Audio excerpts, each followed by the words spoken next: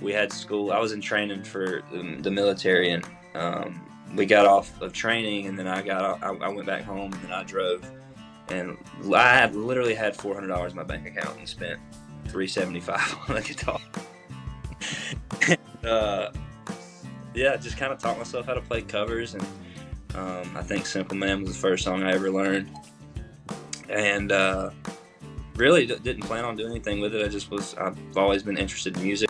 The intersection of good drinks, good music, and good times. This is Hops and Spirits Bar Conversations.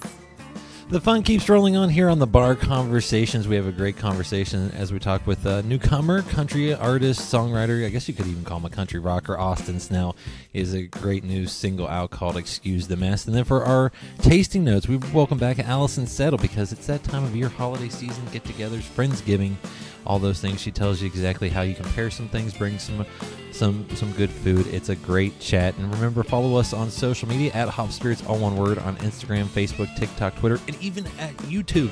Yes, you can find us on YouTube there as well. Never miss a neat mixed review or one of our episodes. Like I said, let's get into the show. And up next is our tasting notes with Alison Settle. Enjoy. Did you know Hops and Spirits is more than just this podcast? Check out hopspirits.com for our latest episode release, past episodes, interviews with interesting folks in the alcohol industry, and so much more. Just go to hopspirits.com. Feel free to wait until this podcast is done. Welcome back here on Tasting Notes. We have once again with us, she's a 2022 James Beard Best Chef semifinalist. You can find her at pop-up events around Greater Louisville. Alison Settle, welcome back. Hi. Thanks for having me again. Well, it was so much fun talking tailgate foods and being able to maybe elevate, show off some skills for folks that instead of just bringing their favorite bottle of beer or liquor, they can actually showcase a little bit of their cooking skills too. And I feel like we're going to do this now because as the calendar changes, I think, when people are in November and December, it's holiday time. It's get-togethers. It's maybe a Friendsgiving or pre-Christmas party gathering, things of those natures. So with that, what might be something that's easy to incorporate some fun into those foods for those types of events? Sure. So this isn't something that you would typically think of for Thanksgiving or the holidays, but I've done this several years in a row. Obviously not recently because of the pandemic, but it's tacos. It's a really fancy taco dish. So I think if you take your mind out of, what's basic in tacos and just think about the tortilla as a vessel for flavors and textures, you can really do a lot of things with that. And one of my favorite Friendsgiving recipes is my autumn tacos.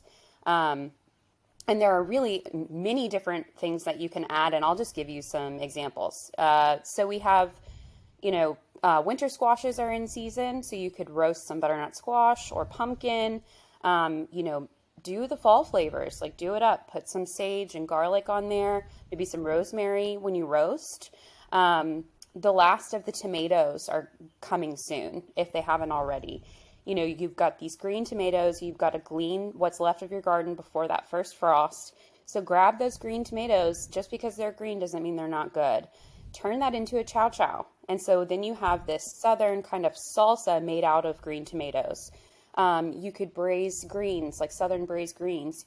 A family favorite of ours is soup beans and cornbread. So think about like the dish of soup beans and cornbread and turn that into your own version of like a refried bean. So you could have Great Northern, pinto beans and kind of mash them with, bacon or ham hocks or anything like that. And it's sort of a southern refried bean. And then you have pumpkin seeds are very seasonal just because of the fact that the pumpkins are also in season. They make a great mole sauce. Mole is traditionally mole and also pepián, which is a Guatemalan dish. Those are thickened with nuts or seeds. You could totally make a mole out of that pepita seed. And then last of your peppers. I'm sure you have some peppers that are maybe even like shriveling on the vine. Grab them, use them, make a hot sauce. Go to the farmer's market, see if you can't find some pawpaws or persimmons, which are, some really wonderful native fruits to Kentucky that you really, it's a flavor unlike most that you can find. So just make up a hot sauce with persimmons or pawpaws and your last of your peppers, and really assemble all these flavors that you really enjoy. You could even make a taco bar out of it. Just make all kinds of different little inventive seasonal sides and let people assemble their own adventure. I like it. I like it. And don't worry, you're not the first tasting notes expert to have a furry friend show up in the fray. I'm surrounded by a dog and 2 cats, and they're very interested in what's going on. I love it, and that's that's just kind of how things are on the show. We just kind of roll with it, and beyond just these gatherings, I feel like this time of year is when a lot of barrel aged beers get released. You think of Goose Island, Bourbon County from Goose Island, even our local folks at Braxton Against the Grain, all of them are releasing those. What are some good foods that go with those barrel-aged beers that might, people might not think about, or maybe they do but just didn't realize that was a perfect pairing? Sure. Well, I like to think about the food that goes with the beer in the way that you drink the beer. So something like a Goose Island Bourbon County, really high ABV, really strong. It's a sipper. You're not going to sit there and drink Bourbon County all day long. It's an experience, and it's a special one. You've spent a little bit of money. You're being indulgent, and you know what? The past few years have been really hard for everybody. I think that there's this collective trauma that we haven't even really wrapped our heads around. Enjoy that dark beer. Please spend time with your friends and family and go for the gold. You're with the ones you love. It's been a rough few years. The future looks bleak from time to time. Eat your favorite foods with deep, rich sauces, like a mole. Pull out the smoker on one of those last days before winter, when it starts out chilly and you need a coat and you see your breath in the air, but it warms up to t-shirt weather. Pull that out. Sip on your beer very slowly. Be careful. And smoke a duck or get a side of salmon. Make a really nice cure with like a dry cure with brown sugar or sorghum. Anything that you might taste in that beer is a good ingredient to use in that food. Or gosh, go to like your favorite butcher and get like a standing rib roast and smoke it. And just have the best steaks of your life.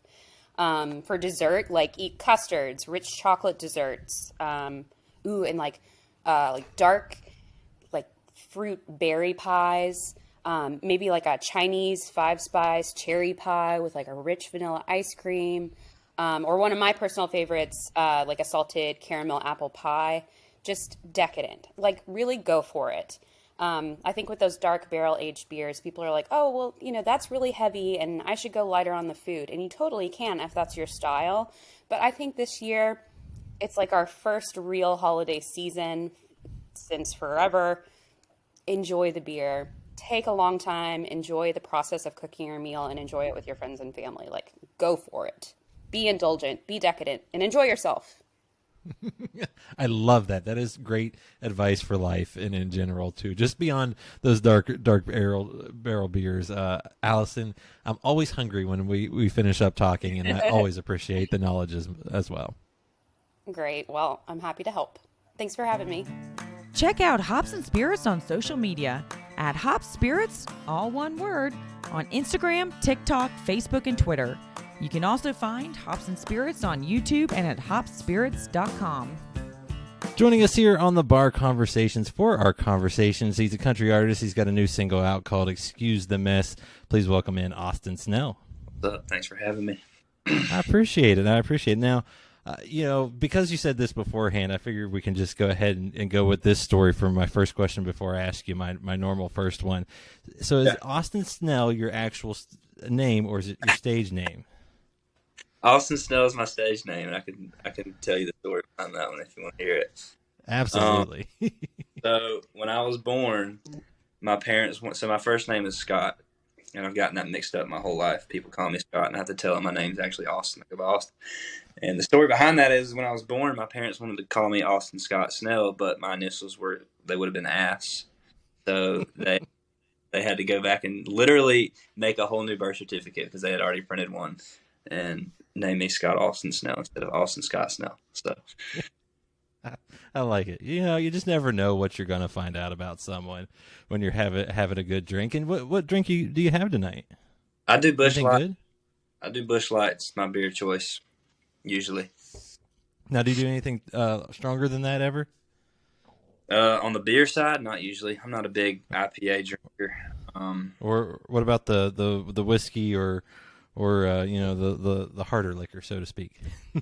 Yeah, I mean, it depends on the setting. If I'm out, I'll usually get a Jack and Coke, or a vodka Red Bull, depending on where I see the night going. There you go. So Now, do you ever do a little whiskey before the show to, you know, warm up the vocals? a little bit, yeah, warm whiskey, not cold. I like it. Oh, Yeah. okay. So I got a little wheel horse bourbon tonight, little batch one to kind of get me going.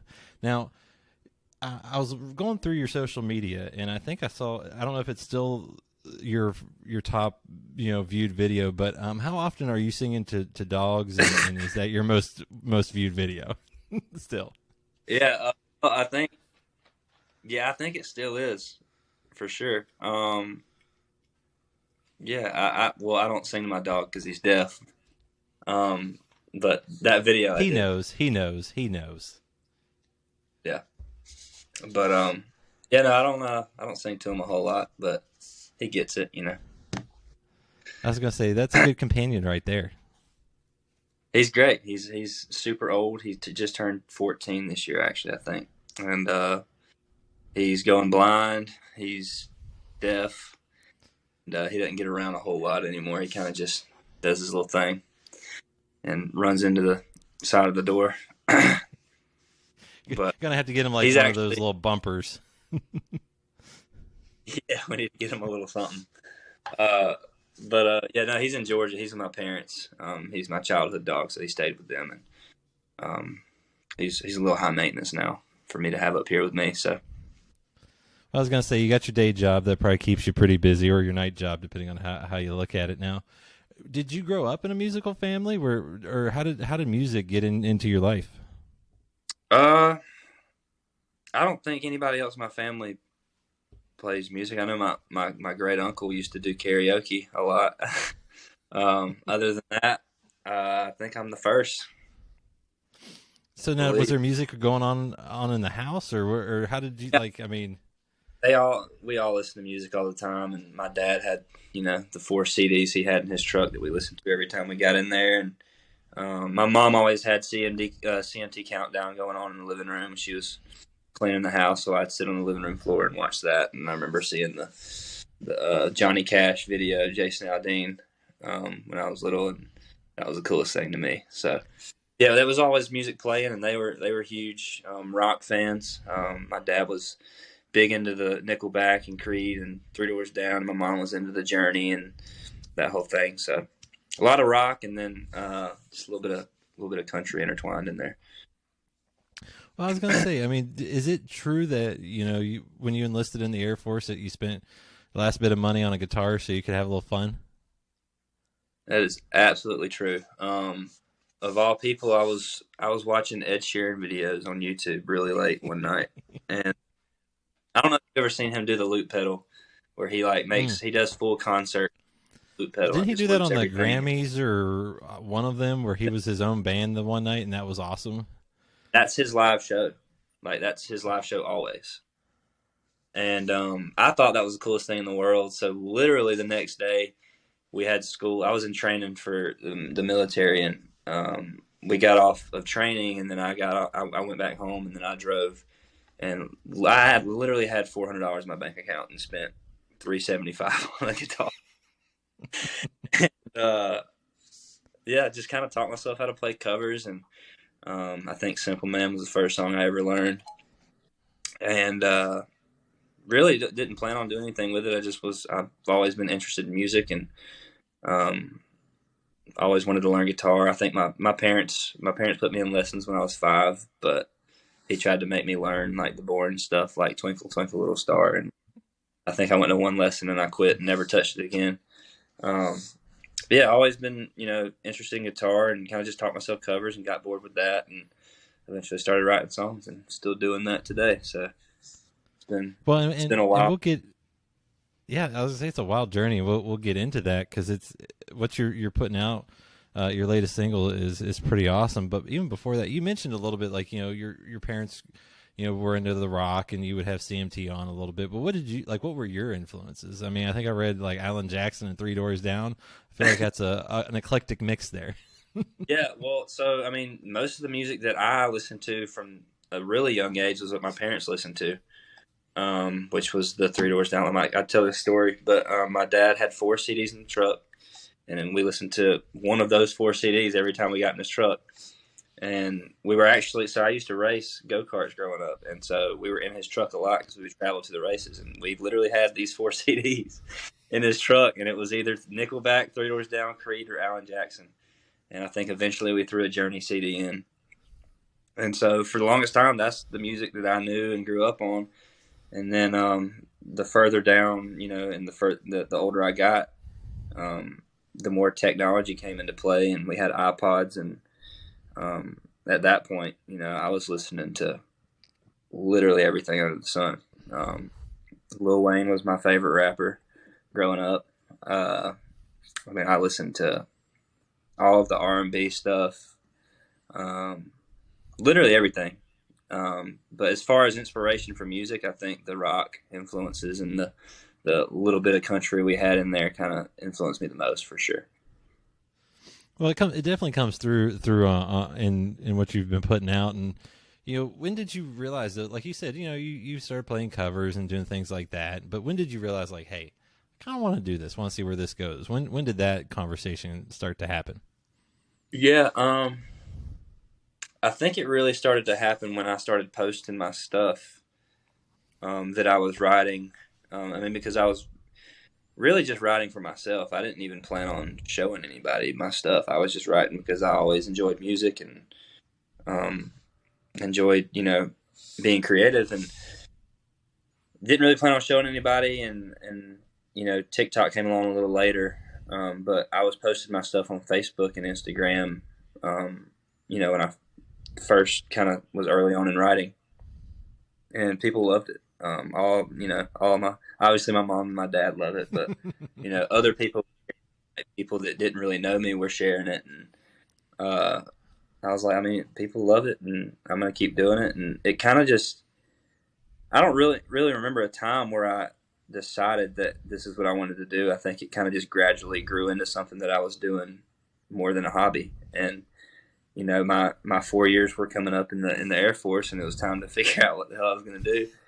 And I could have went the smart route and went to school for free, which I still got that in my back pocket if I need it. But it's either go to school, go back home and work construction, or go to Nashville and try to write songs. And I picked the latter, and I still did work construction for a year when I moved home, but it was short lived, thank God.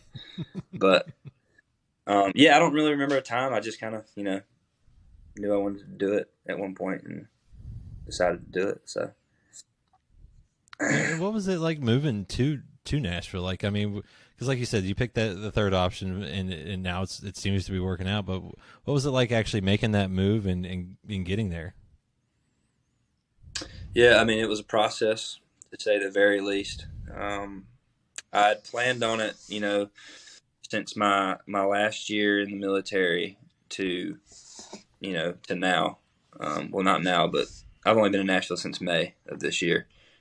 So until then, I'd kind of tried to plan it, and I guess I was kind of waiting for the right time and talked to several people, and I had made a couple of connections already in town that had told me, there's really, if you're waiting for a right time to move to Nashville, there's not going to be, the perfect time to move to Nashville. And that's what I was kind of waiting for the longest time. And I finally decided to move and signed a lease to my apartment in January. And a week after, literally to the day, a week after, I ended up finding out that I had to have surgery, a back surgery, and that was going to not let me to move to Nashville on time. And had that done finally got recovered from that while I was not working and also paying rent.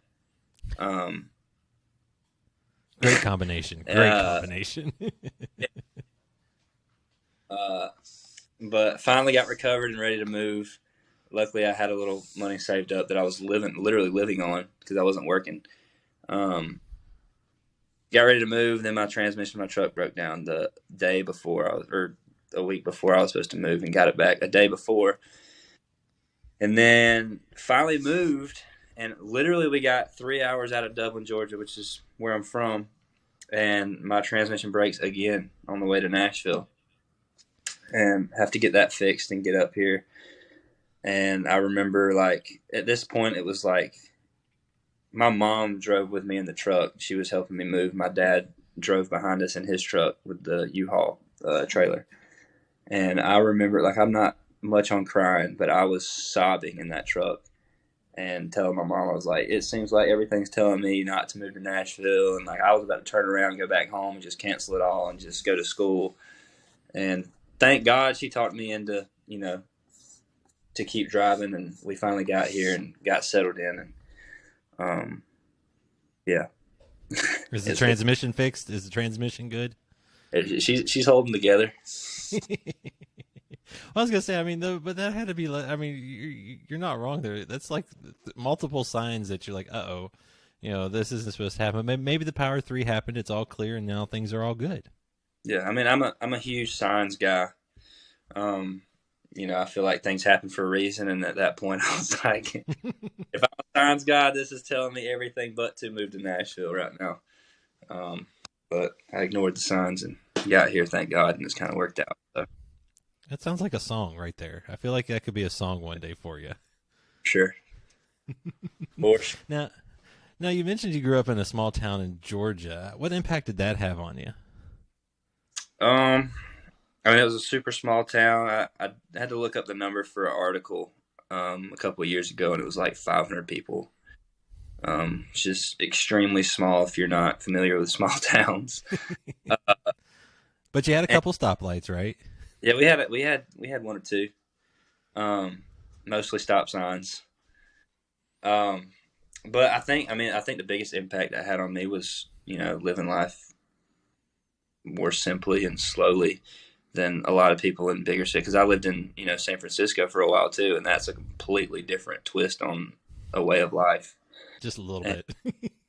Yeah, I mean, people live so much faster in big cities, and I think growing up in a small town gave me at least a lot more of appreciation for, you know, life in general, and just enjoying being outside and having to come up with your own fun instead of, you know, having it all there for you. So, but yeah, I mean, I wouldn't have it any other way. Well, I was gonna say that small town, you know, making your own fun. How much of that golf cart did you guys ride around, and you got any stories there that you're allowed to actually share? Y'all did some digging, didn't you? A little bit. Yeah, I mean, that was my transportation for the longest time. I mean, literally had everything we needed within, you know, a 30-minute ride on the golf cart. All of our friends lived, you know, kind of around each other. We had a Walmart down the road. We had a gas station that we could go get snacks. We had, you know, hunting land. So like everything that I needed at that point in my life as a, you know, 13, 14-year-old that couldn't drive yet legally, we took it on a golf cart. So, I mean, it was fun, to say the least. Well, I was going to say, there's nothing more fun than actually just, you know, making some good memories and having some good times with friends. And, you know, as you share stuff out on social media, what's that like? Because, I mean, it's got to be weird and cool at the same time to share parts of your story out that way and then get feedback. Yeah, I mean, I think I try to keep myself as transparent as possible, especially on, you know, my stories and, you know, my Snapchat and stuff. And I just recently got a Twitter, and started kind of just posting just daily thoughts, you know.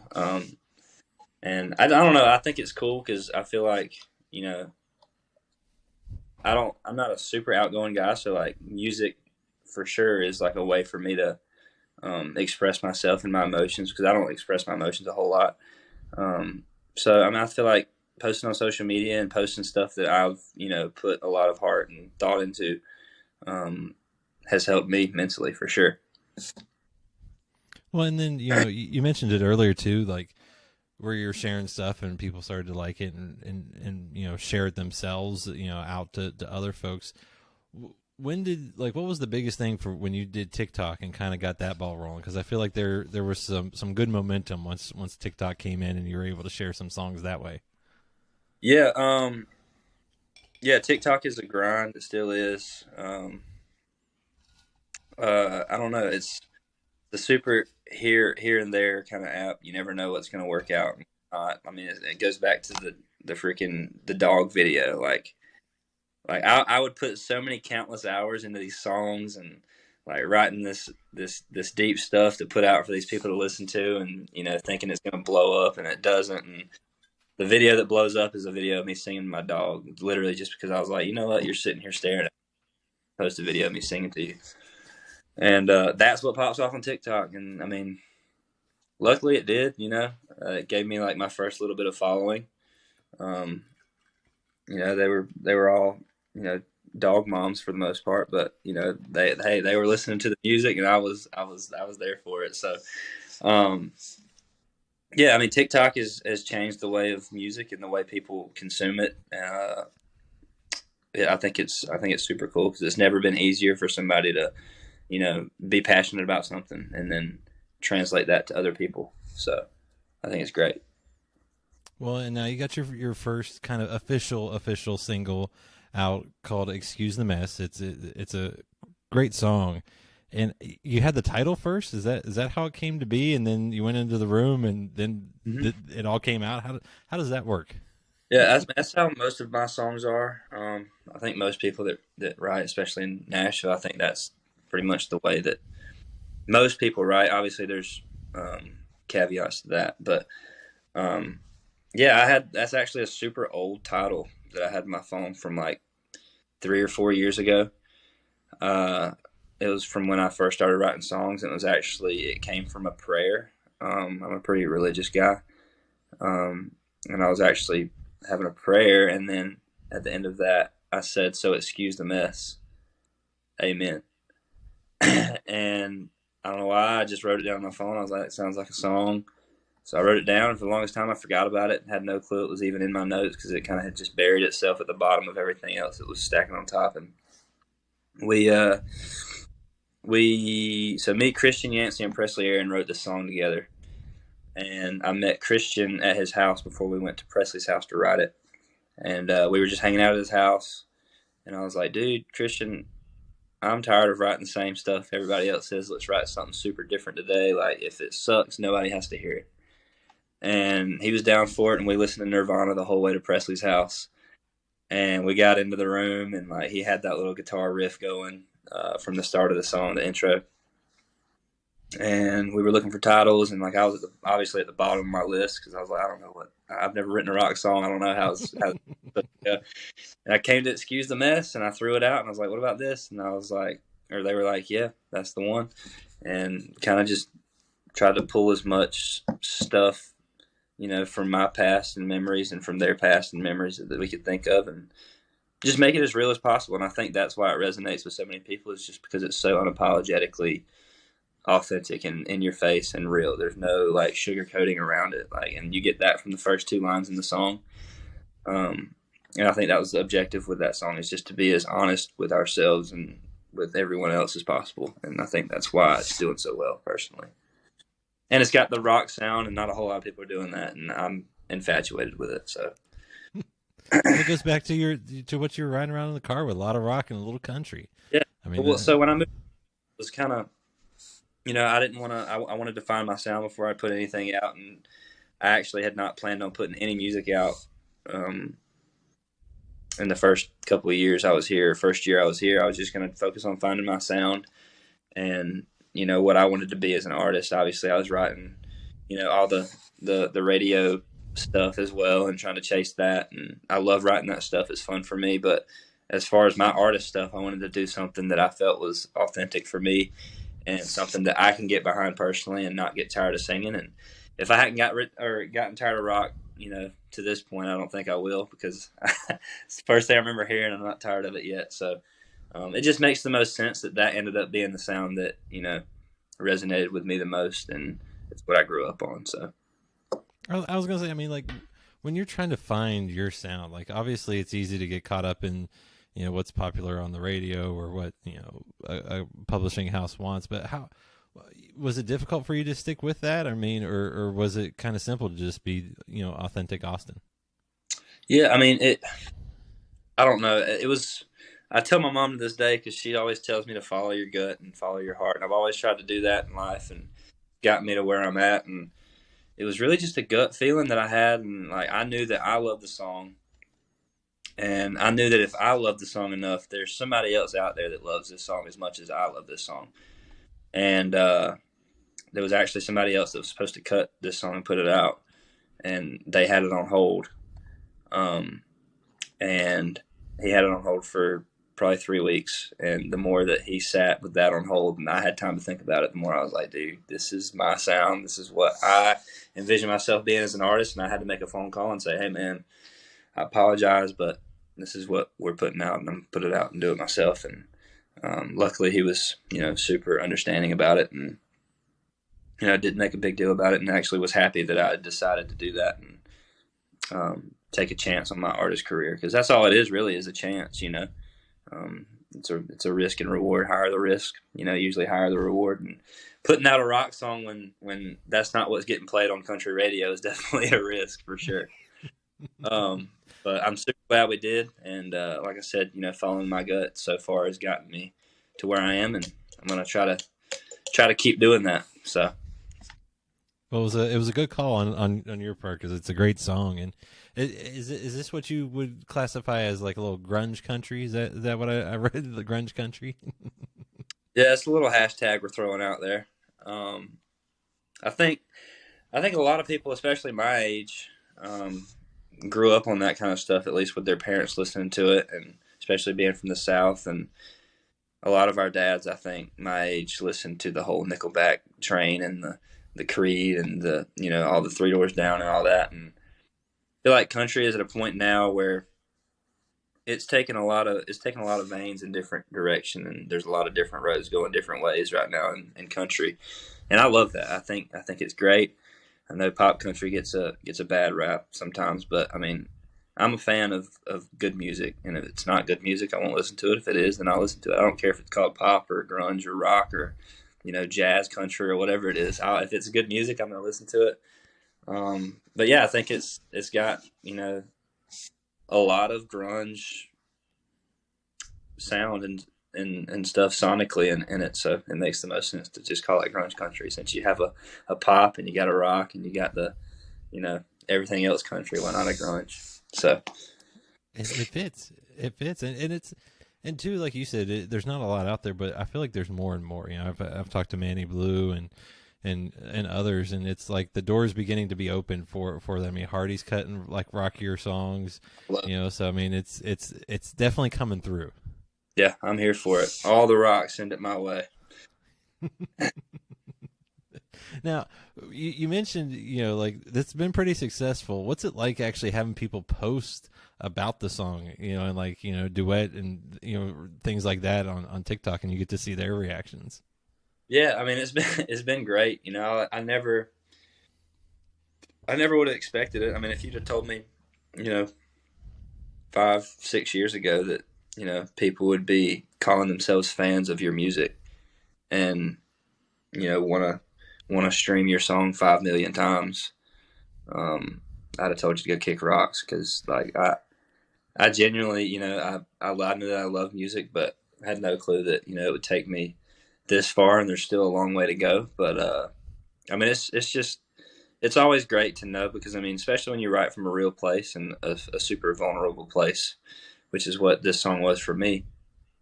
I mean, it's good satisfaction in a way to know that other people like are going through the same things, and I'm sure it's vice versa on their end. They're glad to see that somebody that is doing well in music is going through the same things, or has gone through the same things. And I think it's just a super it's just a being real kind of thing, we all go through things in life, and I think it's just been super cool to see people, relate to it the way I do.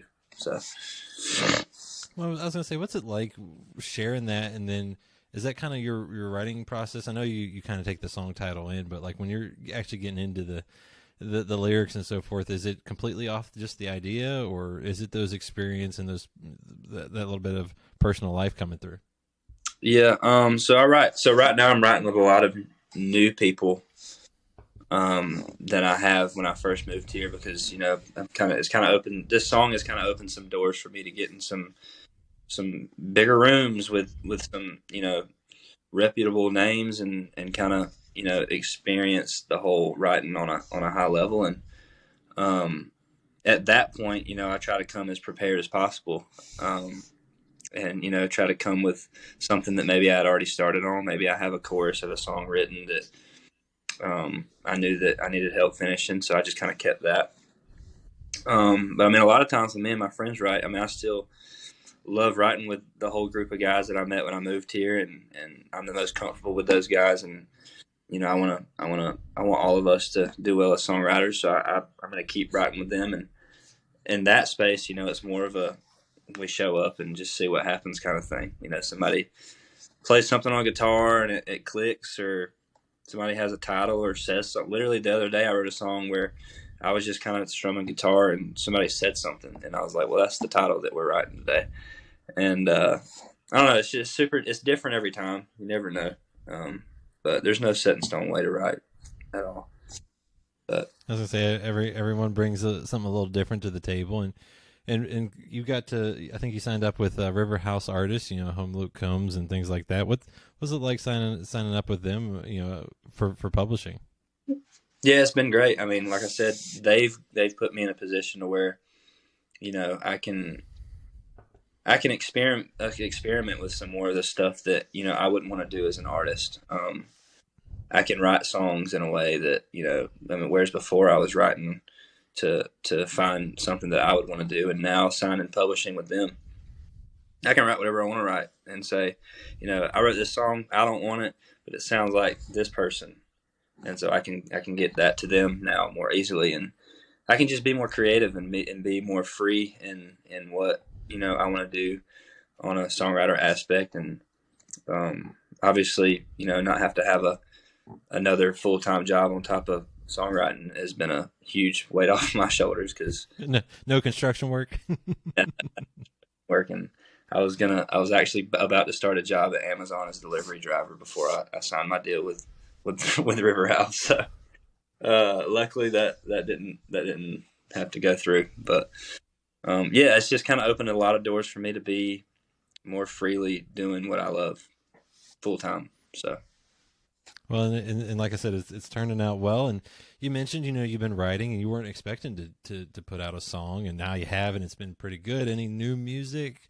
Any plans for that? I'm guessing at some point you obviously want to let this song breathe as much as it can, but what's kind of next for you? Right. Yeah. So we actually we just announced today that we have a cover coming out. Cassidy Pope, Wasting All These Tears, is coming out on the 18th next month. We just announced a pre-save for that, so you can go pre-save that. And then that's another one of those songs that kind of just blew up on TikTok, and I love the song, so it makes sense for us to put it out. And as far as more of the stuff that I've written, we have a lot in store, but we're kind of looking at next year to start doing some tours and getting some show dates lined up. So just writing as much as possible and getting ready to release as much as possible. So there's a lot on the way for sure. I like it. A lot to look forward to, and you can find more at austinsnell.com. Find them on social media, keep up with all that. And I guess my last question for you is what are you hoping to kind of accomplish the rest of the year, and what can folks expect maybe as the year closes out and the new year starts? Yeah, I mean, I'm always trying to get better at what I do. I don't think you're ever the best at what you do. I think you can always get better. So really just honing on my skills as a songwriter and as an artist. And then really just take this winter wintertime to write as much as possible and get ready for hopefully a huge 2023. So that's the short-term goal. I think it's a good short-term goal, and I think you're set up pretty well. And folks, if you haven't, check out "Excuse the Mess." It's a great song. Oh, also, what was it like doing the video for it? I mean, was that weird having to do a music video for it? Yeah, it was uncomfortable, 100%. I acted before, so it was double uncomfortable because the video was super weird. But luckily, Emma Golden was the director on that, and she made me feel slightly less uncomfortable. But it was a blast, though. I had fun. It was cool. I was going to say, it's always different when you're actually on camera doing something. It's one thing to talk to, like, me and you talking. It's a whole nother thing to have cameras in your face and you got to act out a scene.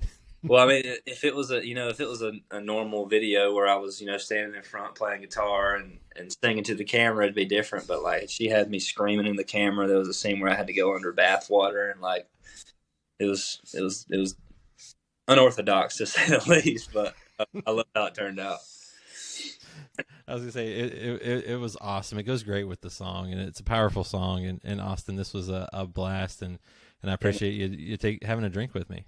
Of course, I appreciate you for having me. I'm gonna finish this in the next one. Find more from Hops and Spirits at hopspirits.com. Thanks, everybody. Bye.